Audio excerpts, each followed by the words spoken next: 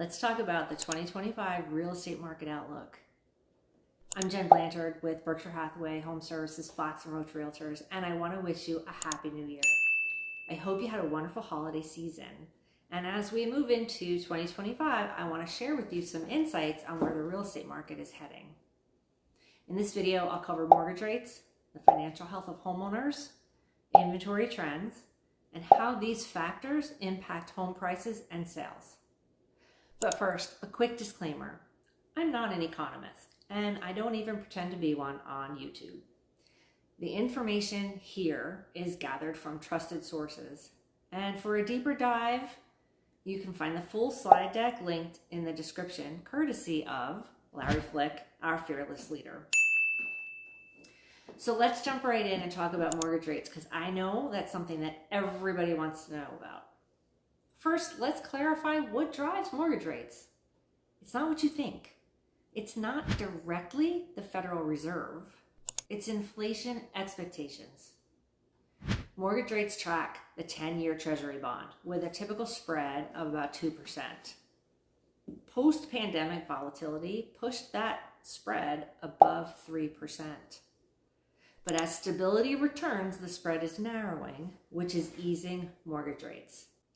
For 2025, the 30-year fixed mortgage rate is forecasted to average between 6 and 6.75%. Rates are expected to start in the high sixes in Q1, which is what we're seeing, and gradually decline to the low sixes by Q4. There will definitely be some ups and downs. And this is higher than pre-pandemic levels, but it's a noticeable improvement from the peaks of 2022 and 2023. These stabilizing rates will encourage buyers to act, reducing hesitation caused by the volatility that we've seen in recent years. The financial health of homeowners is the next thing that I'm going to talk about. The financial position of United States homeowners remains incredibly strong.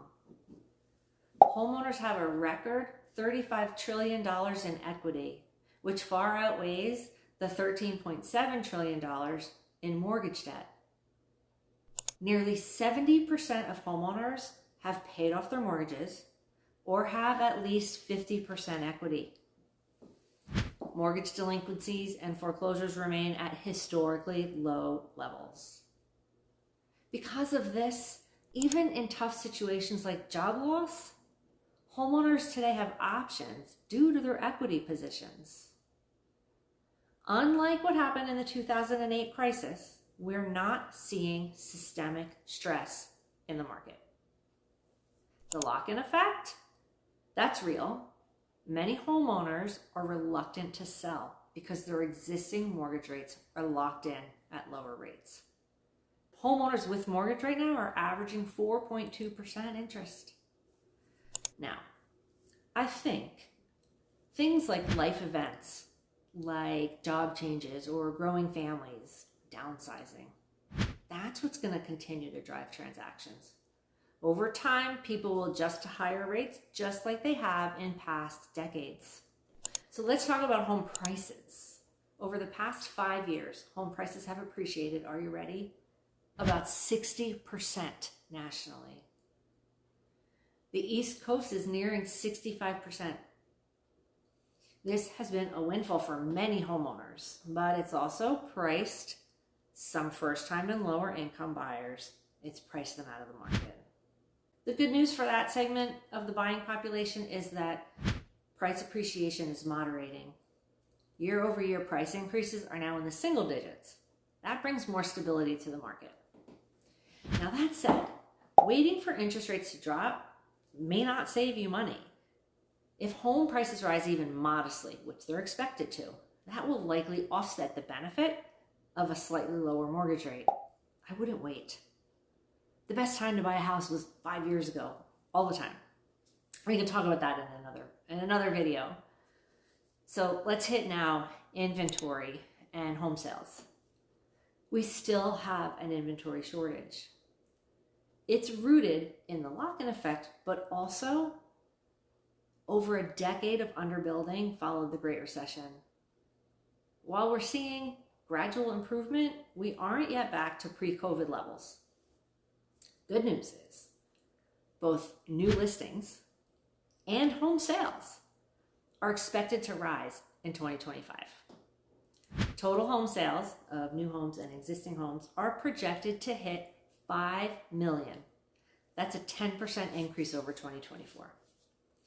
The market is slowly trending towards balance, which means fewer extreme seller conditions and more opportunities for buyers.